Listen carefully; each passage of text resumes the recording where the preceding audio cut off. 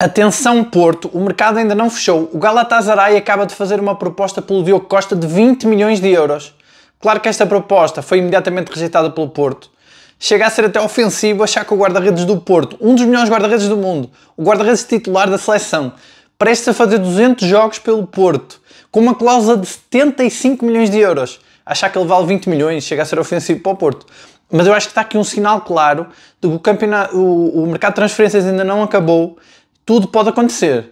Portanto, muita atenção. Assim como o Galatasaray faz a proposta pelo Diogo Costa, outro clube com mais dinheiro pode, de repente, bater a cláusula e ficarmos sem o guarda-redes. O Porto vai ter que ir atrás do guarda-redes. Complicada essa situação a meio do campeonato, que já vai na segunda jornada. E os contratempos podem acontecer a qualquer momento, como aconteceu ontem com o Samu. Tivemos também essa péssima notícia. Eu ontem no vídeo disse que ainda não sabia o que é que ia acontecer ao Samu, ainda não sabia pormenores da lesão dele. Hoje já se sabe, foi uma lesão muscular. Era um pouco óbvio que isso teria acontecido. Para mim é por causa do excesso de esforço físico que ele faz, ele não consegue gerir muito bem. Ele faz aquela pressão alta, e depois vimos a diferença quando entrou o De Jong. Aquela pressão alta do Samu é impressionante, vale por dois avançados, é um tanque em direção aos defesas, que é muito bom para recuperar bolas. Mas depois pode acontecer isto, e temos a péssima notícia de que o Samu está em risco para o jogo em Alvalade. Conhecendo o Farioli como conheço, depois do que ele já fez com o Francisco Moura, com o Bednarek, que substituiu só por precaução. Francisco Moura, que foi convocado, mas que nem entrou em campo e que está a ser gerido ao máximo para entrar na melhor forma. Eu acho que o Farioli vai voltar a jogar pelo seguro e não vai colocar o Samu já contra o Sporting, a não ser que o Samu tenha uma recuperação muito rápida e muito boa. E, portanto, o Porto perde o seu melhor avançado e do nada recebe uma proposta pelo seu melhor guarda-redes. Claro que esta proposta é irrisória, mas atenção, o mercado ainda está em aberto. Alguém comentava com graça num dos meus vídeos anteriores que o Moura não estava a jogar, que era para o mercado não o ver, e realmente tem razão, porque mais vale. Eu sei que ele estava a brincar, a realidade não é essa, mas se o Moura não joga muito, ao menos pode ser que diminua o interesse de outros clubes. Porque este é o grande problema de estar a jogar, começar o campeonato ainda com o mercado de transferências em aberto. Por outro lado, também é uma vantagem. Por exemplo, esta lesão do Samu, se fosse mais grave, dava tempo para o Porto procurar um outro avançado. O Samu, que então ontem lesionou-se quando o Porto fazia aquela pressão alta, o Samu até estava a jogar bem. Aliás, o Samu estava a jogar melhor na distribuição do jogo do que frente ao Vitória de Guimarães. Achei o melhor a jogar de costas para a baliza. É um dos pontos fracos que temos indicado aqui, muita gente comenta nos vídeos, que realmente o Samu não tem muita técnica com os pés. É um bom goleador, muita força física, velocidade, pressão, mas não é muito bom de costas para a baliza, mas ontem até estava a jogar bem.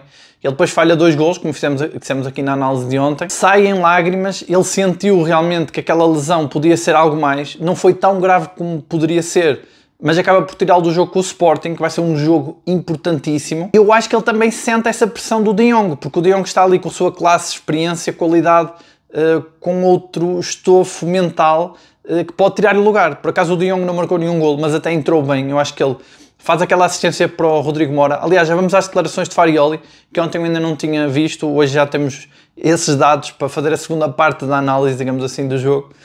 O Farioli falou precisamente desse passo que eu tinha dito do De Jong. O De Jong podia ter marcado o golo naquela jogada em que ele isola o Rodrigo Moura, mas ele mostra muito espírito de equipa, experiência, cabeça fria, qualidade de passe e de visão de jogo. O De Jong faz aquele passe com muita categoria para o Moura, que fica isolado e depois falha o golo por pouco. E o Farioli destacou isso mesmo. O Farioli gostou da entrada do De Jong. Claro que não podemos pedir ao De Jong que faça a pressão que faz o Samu, porque não tem as mesmas características físicas. No entanto, o De Jong não parou um minuto, estava sempre bem posicionado. Alguém comentava aqui no vídeo de ontem que faltava claramente jogadores nas segundas bolas. Muitas vezes faltou, é verdade, mas isso eu acho que teve a ver com essa dificuldade do Porto a jogar fora, com o Gil Vicente. São outras características, como eu dizia, de jogo. Basta ver que o Borja Sainz se perdeu muitas vezes ali na área, junto ao Samu e ao De Jong. Também alguém comentou ontem, no vídeo de ontem, que o Zaidu joga muita bola para trás. Eu concordo, era aquilo que eu já tinha dito também do Martim, e eu acho que isto é uma característica que está na cabeça, está no mindset dos jogadores que vêm da época passada. Curiosamente o PP é o primeiro que ultrapassa isso, mas também porque está a jogar a titular. O Neymar Pérez também vai melhorando, muito por influência do Bednarek, como dissemos no vídeo de ontem, mas o que é certo é que o Zaidu joga para trás, como jogam todos os outros jogadores que vinham da época passada. Eu acho que vem ainda do trauma da época passada, que o Porto tinha muitas dificuldades em segurar a bola, preferia sempre jogar para trás, acabava sempre por perder a bola na defesa ou no meio campo defensivo. Eu acho que isso é um trauma que é trabalhado. Eu acho que se o Zaidu fosse titular sempre, ele ia deixar de jogar assim. E realmente essa pessoa comentava que o Borja Sainz muitas vezes estava isolado e o Zaidu não lhe passava a bola. É exatamente isso, é a falta de confiança, que depois se nota que os jogadores como o Froholt, como o Gabri Veiga já não têm essa falta de confiança. Basta ver que o Gabri Veiga falha muitos passes, porque ele arrisca. E depois entrou o Eustáquio, que já não falha tanto, também já não arrisca tanto no passe. Eu acho que isso tem a ver com o mindset, porque o Gabri Veiga, tudo bem que chegou na época passada, mas chegou já no Mundial de Clubes, não teve tanto tempo na equipa para interiorizar aqueles medos que a equipa tinha na época passada. E isso é um dos trabalhos de Farioli, mudar a mentalidade da equipa, que está a conseguir. O Farioli diz que ficou muito satisfeito com a solidez da equipa. Realmente é assim que se define a exibição do Porto, sólida. O Porto não teve tanta capacidade para pressionar como contra o Guimarães o tempo todo, mas é porque era um jogo fora com outras características. Foi aquilo que eu disse. No início do jogo, o Gil Vicente ainda conseguiu criar perigo.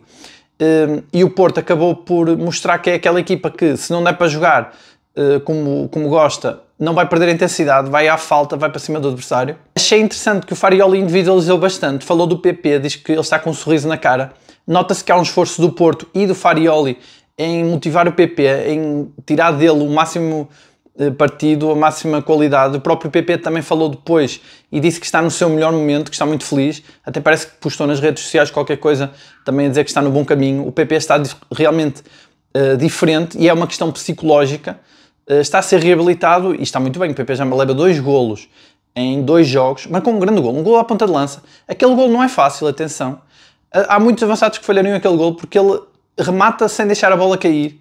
É um bom cruzamento do Zaidu, a tal jogada do Zaidu excelente, que a seguir ele volta a ter a oportunidade de fazer o mesmo e cruzar para o De Jong e acaba por fazer um remate disparatado, que eu dizia que é o Zaidu, com esses pontos altos e baixos, capaz do melhor e do pior. Mas é mais um grande jogo do PP e um bom golo dele, embora eu ainda ache, como eu disse, que o Mora, se é para jogar extremo-direito, acho que o Mora é melhor que o PP, acho que o Mora entra com aquele espírito solto, aquela qualidade, nunca sabe o que esperar, muito mais criativo do que o PP. Entrega-se muito mais ao jogo, mas também porque tem sido suplente e precisa de mostrar mais serviço, mas o PP está realmente transformado e é aquele jogador mais experiente, pode trazer essa experiência à equipa, tem essa capacidade goleadora, tem essa capacidade de defender, essa capacidade física que o Farioli tanto valoriza. Portanto, o PP aqui ia ser muito valorizado nesta equipa, ia mostrar que era tudo um problema psicológico. O Farioli então elogiou também muito o De Jong, elogiou essa jogada, que eu acho que realmente é uma jogada que mostra que o De Jong tem essa característica de fazer boas assistências, porque ele fez o mesmo frente ao Vitória de Guimarães, naquele passe que ele faz para o Eustáquio, que depois o golo é anulado por fora do jogo, milimétrico. Ele diz que o De Jong entrou muito bem no jogo, que conseguiu adaptar-se muito rápido à intensidade muito alta da equipa. Eu também acho que sim. Agora, ficou uma ligeira impressão, há muita gente que comentou ontem no vídeo, que ficou uma ligeira impressão que o De Jong não esteve assim tão bem, mas é porque, se compararmos a presença física do Samu com a do De Jong, não tem nada a ver. E neste Porto, que faz da pressão alta, da recuperação de bola, ainda no ataque, uma imagem de marca, faz toda a diferença ter um ponta de lança com as características físicas do Samu, e nota-se menos quando é o De Jong. Mas o De Jong eu acho que pressionou na mesma, o treinador diz que ele entrou muito bem, portanto o Farioli está satisfeito e está também a tentar motivar o De Jong, até porque ele sabe que vai precisar dele agora com a lesão do Samu. Não sei se quando ele fez as declarações já o sabia, mas podia pelo menos suspeitar de que o Samu podia no jogo Sporting e agora há que motivar o De Jong, que vai ser ele o ponta de lança. Curiosamente, Farioli volta a falar da falta de intensidade da equipa. Ele diz que falta melhorar muito a intensidade defensiva. Não sei o que é que isto quer dizer. Eu olho para o Bednarek e vejo exibições perfeitas. O Bednarek assumiu-se como patrão da defesa. Ao continuar assim, vai fazer esquecer o Pep. É muita qualidade. Até o Neuen já está a jogar melhor por influência do Bednarek. No entanto, ele continua a falar da intensidade, realmente este Porto, como eu dizia ontem, vai precisar de mais reforços, porque começam a vir as lesões musculares, porque é muito esforço físico da equipe. Os adeptos gostam, estão empolgados, é bonito ver o Porto a jogar assim. De facto, é uma mudança muito diferente, é uma grande mudança em relação à época passada. Depois tem o seu lado negativo, que pode ser as lesões, mas realmente Farioli continua a puxar pela intensidade da equipa, e eu diria que realmente o Porto, apesar de tudo, jogou pior do que contra o Guimarães. Se contra o Guimarães o Farioli se queixou que faltou intensidade e concentração em alguns momentos, contra o Gil Vicente não diria tanta concentração, mas a intensidade, o que é natural porque era o tal jogo fora num ambiente diferente. O Froholt também falou, ele mostra-se também muito, é como em campo, muito simples e eficaz, não diz muita coisa, diz que está feliz pelos 3 pontos, que está muito confortável na posição. O Froholt é um craque impressionante, ele é o grande motor deste Porto.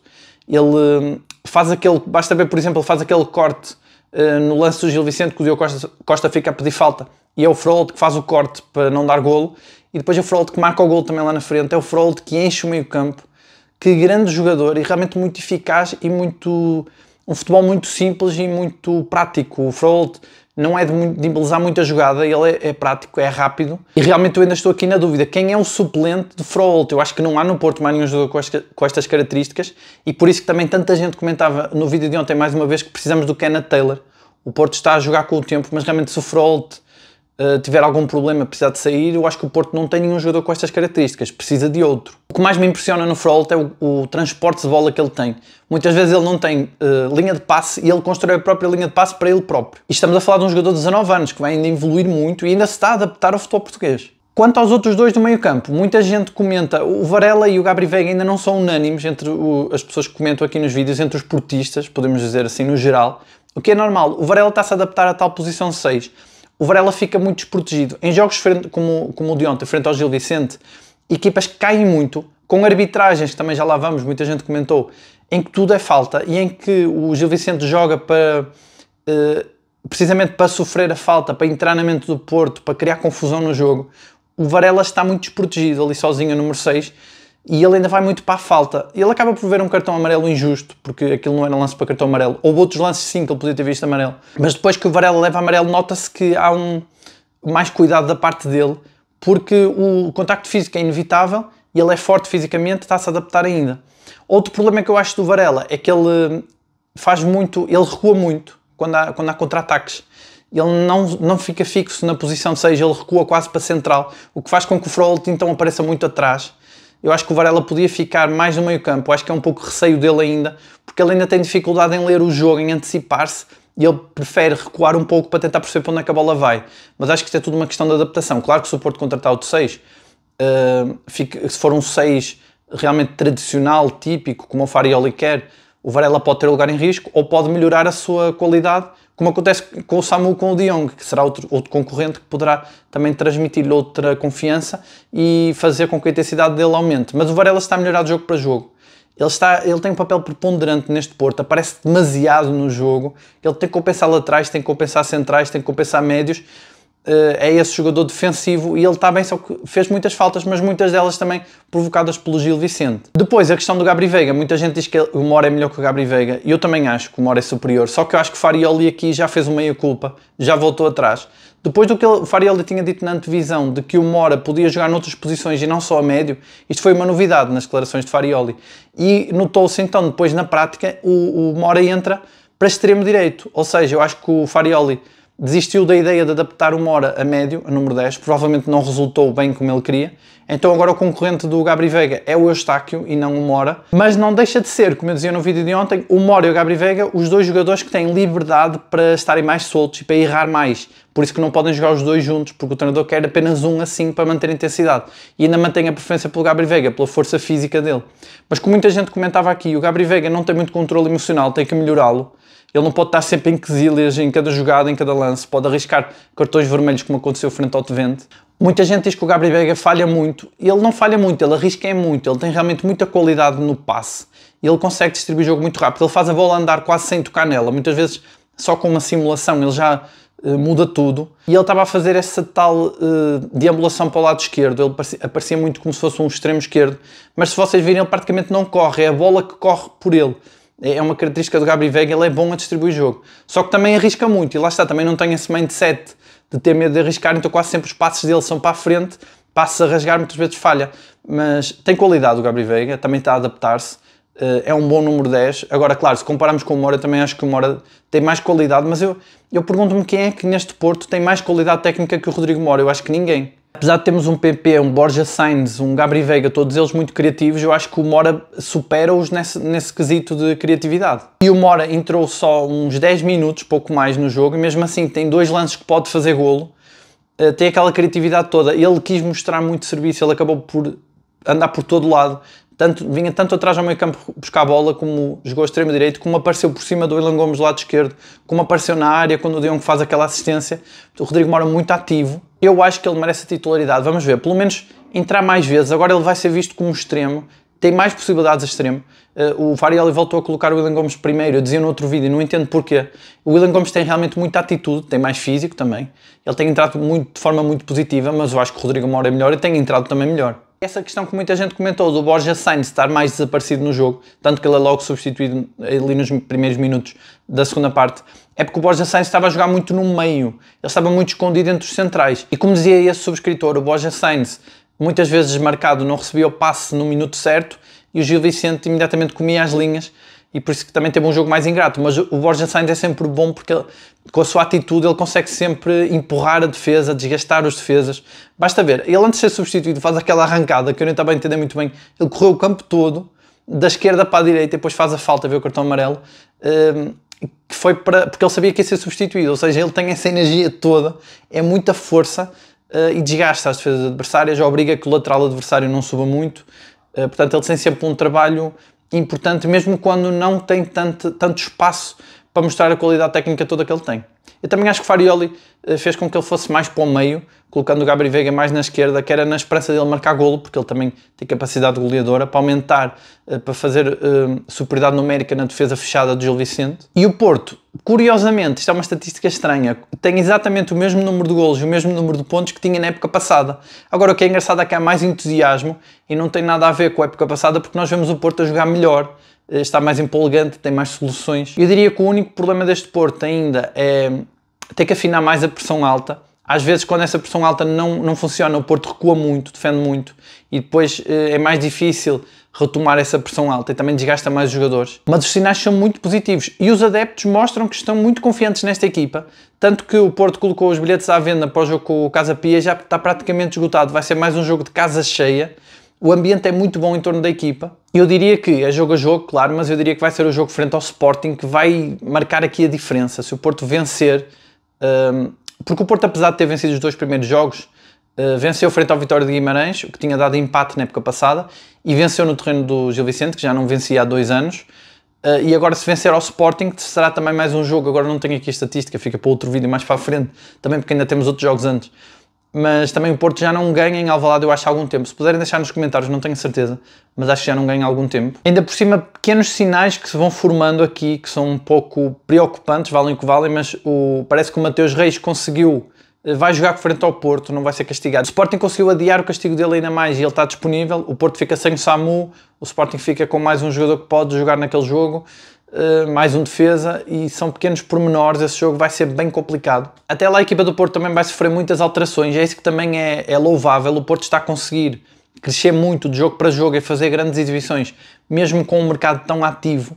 O Porto parece que está a poucas horas de colocar o Ivan Jaime, parece que já há acordo com o Monterreal, que joga na MLS, portanto o Ivan Jaime também vai sair. Ainda há mais jogadores para colocar. Ontem o Zé Pedro jogou a defesa direito. Eu não sei se Farioli fez isto. Claro que ele queria descansar o Alberto Costa, que na segunda parte cometeu alguns erros, já estava mais desgastado, mas o Zé Pedro a defesa direito mostra-nos o quê? Que ele não conta com o Zé Pedro para central, ou mostra que ele precisa de um lateral direito?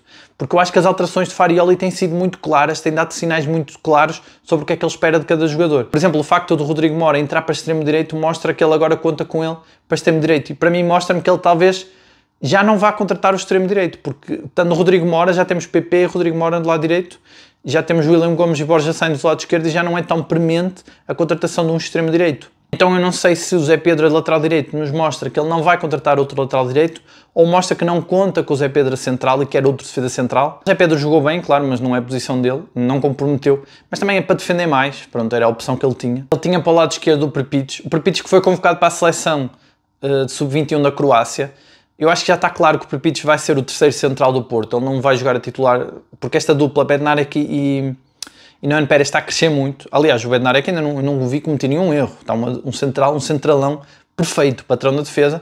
O Nohan parece estar a seguir os passos dele, eles complementam-se, porque o Nohan é mais baixo e mais ágil, o Bednarek é mais forte fisicamente, joga mais na antecipação também e impõe muito o seu físico, e é melhor no jogo aéreo, naturalmente, porque é mais alto.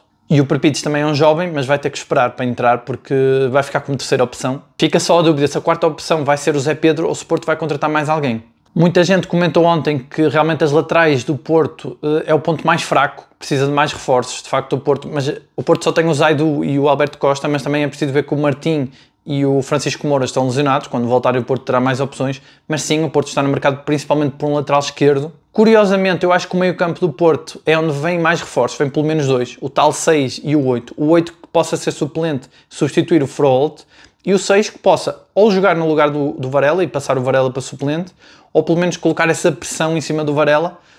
Um 6 mais típico, mais clássico, que já joga 6 na sua equipa. Em termos de mercado, não houve mais rumores. Houve essa proposta do Galatasaray pelo Diogo Costa e ficamos com os mesmos nomes. Ainda não há muitos avanços da parte do Porto. Temos o Kenneth Taylor, o Sudakov, os dois para o lugar do Froholt. Temos o Pablo Rosário para o lugar do Varela. Temos o El Karouani para defesa esquerdo. O Camberos, que foi falado para extremo direito. Mas com certeza vai haver mais rumores e mais novidades conforme o mercado vai avançando, porque o Porto já está a colocar muitos jogadores. O Ivan já é o próximo, o Namazo também já saiu, o Gruitch também está a horas de sair. O Gruitch está apenas a tentar decidir qual será o clube ideal. O Fábio Cardoso e o Baró também têm carta branca para escolher um clube, desde que o Porto não seja prejudicado financeiramente. E vêm então aí os reforços. Quem quiser saber mais nomes de possíveis contratações, o próprio Porto, se quiser saber, é só ir à caixa de comentários dos vídeos anteriores em que falamos de transferências.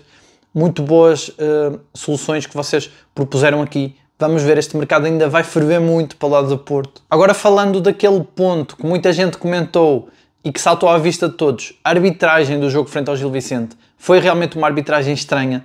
Eu acho que, como eu dizia no vídeo de ontem, eu acho que foi uma arbitragem típica destes jogos. Essa é uma das grandes dificuldades que o Porto teve nas locações a Barcelos e outros estádios semelhantes, de equipas mais ou menos do nível de Gil Vicente, que são equipas que caem muito facilmente, estão sempre a jogar para a falta, jogam muitas vezes para o antijogo, e os árbitros portugueses, há muitos árbitros que entram neste jogo deles e fica ali uma confusão muito grande. O Porto perde a paciência, o próprio Diogo Costa perdeu ali a paciência algumas vezes, e realmente há muitas faltas que ficaram por marcar para o Porto, mas também o Porto, principalmente na primeira parte, não estava muito importado com a arbitragem. Tentou sempre jogar, mesmo os jogadores que caíam e levantavam-se. O Porto não jogou para a falta. O Porto também não se importou muito que os jogadores de Gil Vicente caíssem, manteve a intensidade e a agressividade.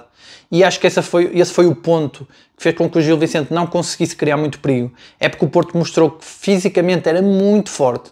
Aliás, o César Peixoto, no fim do jogo, disse que faltou agressividade à equipa dele. Realmente foi isso que faltou, mas não é porque a equipa dele faltou agressividade. É porque o Porto estava muito agressivo e os jogadores do Gil Vicente parecem até magrinhos à beira dos jogadores do Porto, caíam muito facilmente. Só que quando o árbitro entra nesta de marcar sempre faltas, depois fica complicado e torna-se injusto, e há ali realmente lances muito duvidosos, e muita gente comentou que foi uma arbitragem bem complicada, bem a beneficiar o Gil Vicente. Ainda bem que o Porto manteve aquela atitude que passou por cima da arbitragem, então hoje não falamos muito de arbitragem graças a essa atitude do Porto, de passar por cima disso, mas foi realmente uma arbitragem fraca.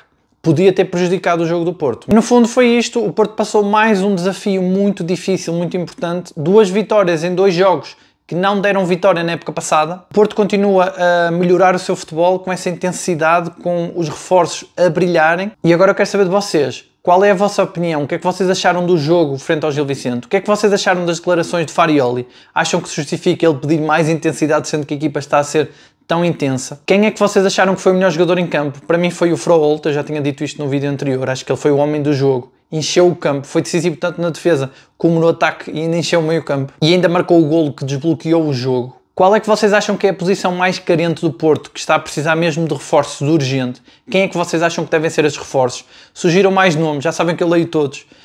Muitos deles às vezes eu não conheço, tenho que ir pesquisar e é sempre bom. Se vocês acham que a chegada do Kenneth Taylor será suficiente para preencher o meio campo do Porto, ou se é preciso mais, um número 6, mais um criativo, se o Eustáquio é sedentário ou não, eu acho que o Farioli já o vê como jogador de equipa, eu acho que ele já ameaça até a titularidade do Gabri Veiga, mas de qualquer forma há muita gente que acha que ele devia sair também. Tem alguém que sugeria aqui um nome, um coreano do PSG.